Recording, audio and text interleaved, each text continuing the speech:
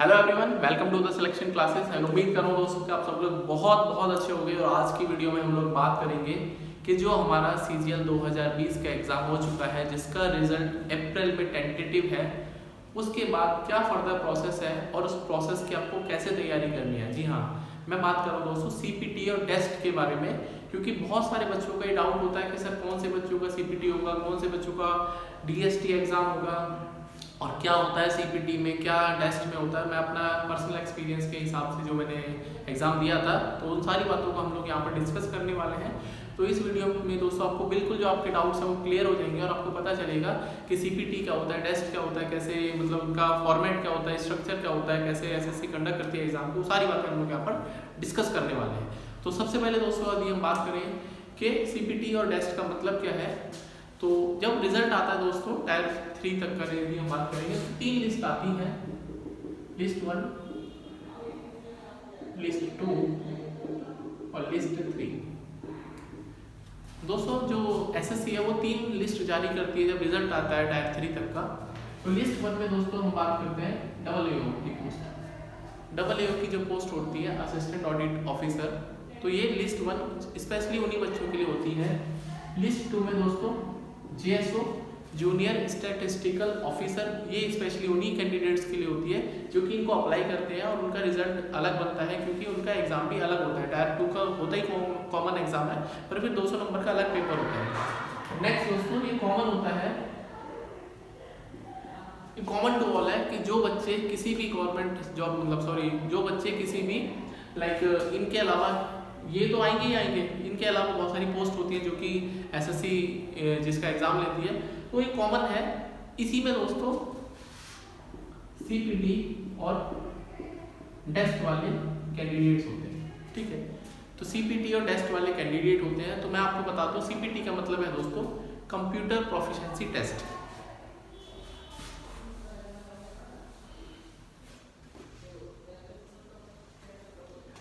और I think एक list 4 भी होती है जहाँ पर टेस्ट वाले बच्चे हैं और लिस्ट 3 में CPT वाले बच्चे होते हैं, ठीक है। तो CPT की यदि हम बात करें दोस्तों, ये होता है कंप्यूटर प्रोफिशिएंसी टेस्ट। तो कंप्यूटर प्रोफिशिएंसी टेस्ट ये सारी पोस्ट के लिए नहीं होता, कुछ स्पेशल पोस्ट होती है जहां पर आपको यदि जानना है तो आपको CPT क्लियर करना पड़ेगा। तो कौन कौन सी दोस्तों पोस्ट है? ASO MEA में असिस्टेंट सेक्शन ऑफिसर, यदि आपको मिनिस्ट्री ऑफ एक्सटर्नल अफेयर्स में जाना है। ASO CSS सेंट्रल सेक्रेटरीट में जाना है। ASO assistant section officer in central secretariat, तो यहाँ पर आपको CPT क्लियर करना पड़ेगा। प्रिवेंटिव ऑफिसर हो गया, ऑफिसर एग्जामिनर, प्रिवेंटिव ऑफिसर हो गया दोस्तों। एग्जामिनर के जो पोस्ट होती है उसके लिए भी दोस्तों आपको ये इनकम टैक्स ये इंस्पेक्टर वाली पोस्ट है जो कि 4600 ग्रेड पे वाली है। तो इसमें आपको दोस्तों प्रिवेंटिव ऑफिसर हो गया, एग्जामिनर हो गया, ASO में MEA हो गया, CSS हो गया, और जो हमारा एक्साइज इंस्पेक्टर है, तो इन सब के लिए दोस्तों आपको CPT क्लियर करना पड़ेगा यदि आप इन सब में से अपने आप को चाहते हैं कि आपको ये पोस्ट मिले। तो आपके लिए इम्पॉर्टेंट है कि आपको CPT की तैयारी करनी है, वो मैं बताऊंगा कैसे करना है। और दोस्तों जो टेस्ट वाली पोस्ट होती है DST, इसका मतलब होता है data entry skill test. Data entry skill test, तो ये दोस्तों होता है टैक्स असिस्टेंट। यदि आप CBIC की बात करें, CBDT की बात करें, तो यदि आप टैक्स असिस्टेंट के उसमें रिक्रूट होते हैं तो आपको टेस्ट के थ्रू आपको जाना पड़ेगा या फिर टेस्ट को क्लियर करना पड़ेगा। तो ये तो पूरी डिफरेंस की बात कि क्या होता है इनमें डिफरेंस DST में और CPT में, और कौन सी डेजिग्नेशन या कौन सी पोस्ट के लिए CPT और टेस्ट एप्लीकेबल होता है। अब हम बात करते हैं दोस्तों इनका मॉड्यूल वाइज या फिर थोड़ा सा डिटेल की बात करते हैं कि टेस्ट में क्या होता है और CPT में होता क्या एक्चुअली में।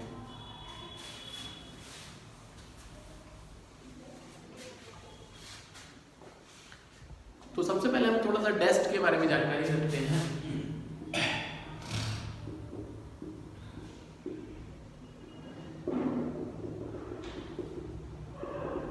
तो डेटा एंट्री स्किल टेस्ट, इसमें इसमें आपको एक टाइपिंग एक्चुअली में करनी पड़ती है।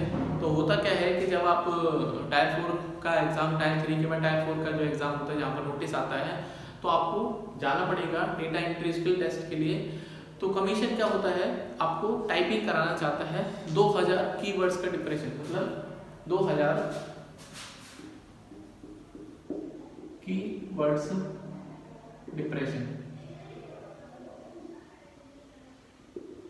इन 15 मिनट। ठीक है, तो 15 मिनट में दोस्तों आपको 2000 की डिप्रेशन, वहाँ पर एक पैराग्राफ आपको एसएससी का जो एक लाइक वहाँ पे पेपर में आपको प्रिंट आउट रहेगा, उस प्रिंट आउट में से देख देख के आपको प्रिंटिंग करनी है या फिर टाइपिंग करनी है। और वो टाइपिंग दोस्तों ऐसा नहीं है कि एमएस ऑफिस वाला सॉफ्टवेयर होता है, एसएससी का खुद का एक सॉफ्टवेयर है, पता नहीं कौन सा सॉफ्टवेयर है, आई थिंक उबंटू है या कुछ भी है, मतलब आपको उस बात से छोड़ दीजिए। आपको दोस्तों 2000 की डिप्रेशन पे ध्यान देना है, क्योंकि जो पैराग्राफ होता है करीब करीब उसमें 2000 की डिप्रेशन होते हैं, जो कि आपको 15 मिनट में वहाँ पे टाइप करने हैं। और ना सिर्फ टाइप करने हैं, उसमें एरर भी आपको मिनिमम टू मिनिमम रखने हैं, मतलब 0 एरर ही हो तो कोई बात ही अलग है। लेकिन आप कभी कभी क्या होता है, जब आप टाइपिंग कर रहे होते हैं तो आपकी पूरी की पूरी एक लाइन छूट जाती है, तो पूरा का पूरा वो एरर में काउंट हो जाता है। तो आपको दोस्तों बड़े ध्यान से आपको उसको 2000 की डिप्रेशन को एज इट इज टाइप करना है अपने सिस्टम में।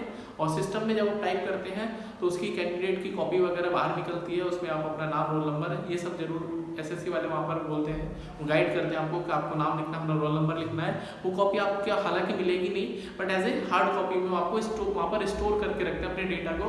और आपको जो सिस्टम होता है उसमें अपने रोल नंबर के हिसाब से वो उस फाइल को सेव करके फोल्डर बताते हैं कि उस फोल्डर में आपको सेव करना पड़ेगा। ठीक है, तो एसएससी वाले जो बंदे होते हैं वहाँ पर, जो लाइक इन्विजिलेटर होते हैं, वो आपको गाइड करेंगे वहाँ पर।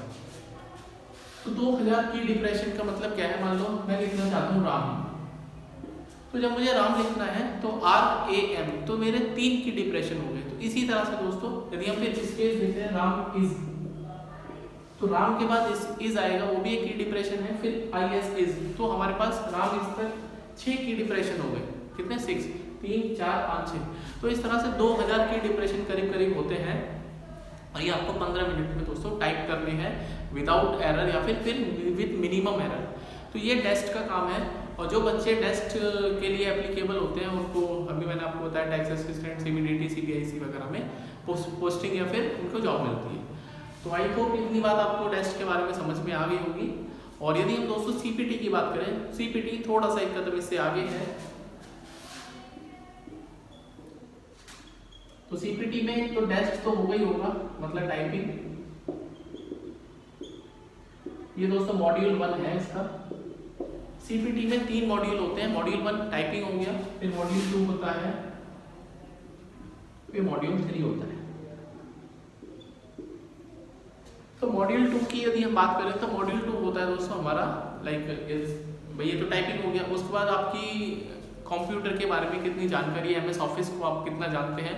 तो यहाँ पर दोस्तों माइक्रोसॉफ्ट ऑफिस का जो सॉफ्टवेयर है, स्प्रेडशीट जिसका एक लाइक वर्जन है स्प्रेडशीट, और तीसरा होता है दोस्तों पावर पॉइंट प्रेजेंटेशन। इसकी भी आपको जानकारी होनी चाहिए, या फिर इसकी भी आपको पता होना चाहिए कि कैसे आपको स्लाइड्स बनानी है, कैसे प्रेजेंटेशन करनी है, कैसे आपको अपने डेटा को रो एंड कॉलम में सेग्रीगेट करना है, कौन से फॉर्मूले होते हैं, वो सारी बातें मॉड्यूल 2 में आती है। मॉड्यूल 3 में दोस्तों पावर पॉइंट प्रेजेंटेशन आता है। तो मॉड्यूल 2 में दोस्तों MS एक्सेल और यहाँ पर MS पावर पॉइंट, और MS एक्सेल और MS पावर पॉइंट 2007 वाला जो वर्जन है उस पर आप काम करिए, क्योंकि वही वहाँ पर अवेलेबल होता है।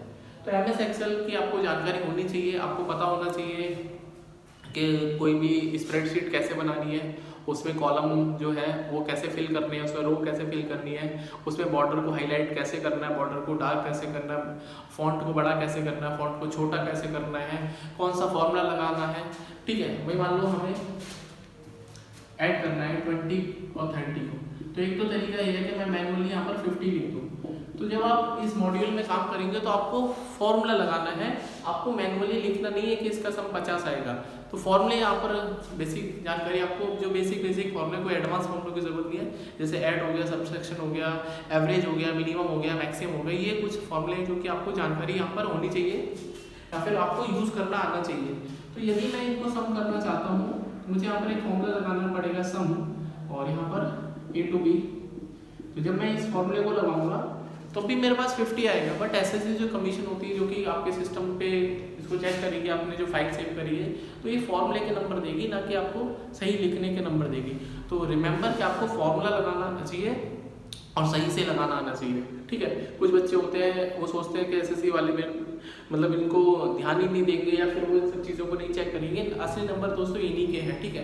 तो आपको स्प्रेडशीट के बारे में बेसिक फॉर्मूले की नॉलेज होनी चाहिए। स्प्रेडशीट कैसे बनानी है, रो कैसे बनानी है, कॉलम कैसे बनाने हैं, बॉर्डर कैसे करना है, बॉर्डर हाईलाइट कैसे करना है, फॉन्ट बड़ा कैसे करना है, फॉन्ट छोटा कैसे करना है, वो सारी की सारी बातें आपको पता होना चाहिए। जब हम बात करते हैं दोस्तों मॉड्यूल 3 में, तो मॉड्यूल 3 में आपको प्रेजेंटेशन मतलब आपको एक रिपोर्ट प्रेजेंट करनी है अपने बॉस को या अपने सीनियर को या फिर किसी डिपार्टमेंट में, आपको इंटर डिपार्टमेंट की बात करें तो आपको प्रेजेंटेशन देनी है। तो प्रेजेंटेशन के लिए दोस्तों हमें पता है जो हमारा सॉफ्टवेयर है वो MS पावर पॉइंट होता है। तो MS पावर पॉइंट में आपको पता होना चाहिए स्लाइड कैसे बनानी है, स्लाइड में बुलेट कैसे लगानी है, हेडिंग कैसे लगानी है, इटैलिक कैसे करना है, अपने हेडिंग को उसको बोल्ड कैसे करना है, फॉन्ट कैसे चेंज करना है, और उस पर यदि आपको पिक्चर इंसर्ट करनी है तो पिक्चर कैसे इंसर्ट करनी है, ग्राफ इंसर्ट करना तो कैसे ग्राफ इंसर्ट करना। तो मतलब कुल मिला के पावर पॉइंट की आपको अच्छी खासी जानकारी वहाँ पर होनी चाहिए, क्योंकि वो क्या करते हैं, यदि हम एक्सेल की बात करेंगे तो एक शीट बना के आपको देते हैं प्रिंट आउट पे, तो लिखा होता है कि आप इस शीट को बनाइए और इस फॉर्मूले को यूज़ करिए, और फिर वो आपको चेक करते हैं वहाँ पर जब आप उसको सॉफ्ट में कन्वर्ट कर देते हैं। सिमिलरली पावर पॉइंट में भी ये होता है कि इसकी हेडिंग जो है वो इतने साइज़ की होनी चाहिए, उसमें ये फॉन्ट होना चाहिए, टाइम्स रोमन होने चाहिए या फिर 14 का फॉन्ट होना चाहिए, और इसको आपको इटैलिक रखना है, ये बुलेट लगानी है, और इतने मतलब स्लाइड का कलर ये होना चाहिए।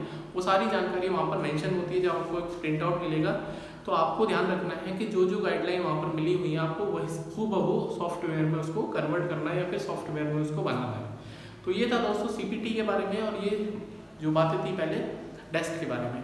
अब कुछ बातें ऐसी कि जो बच्चे मान लो CPT वाले बच्चे मॉड्यूल 1, मॉड्यूल 2, मॉड्यूल 3 में, तो कुछ बच्चे ऐसे होंगे जिनका नाम CPT और डेस्क दोनों की लिस्ट में होगा। तो यदि आपका CPT है तो आपको डेस्क को अलग से देने की कोई ज़रूरत नहीं है। मतलब यदि आप लिस्ट 3 में है तो आपको लिस्ट 4 में भी आपका नाम होगा। तो यदि आपका नाम दोस्तों लिस्ट 3 में तो आपको डेस्क नहीं देना, आप ऑटोमेटिकली यदि आप मॉड्यूल 1 क्लियर कर लेंगे तो आपका टेस्ट में कंसिडरेशन कर लिया जाएगा। पहला तो ये डाउट है।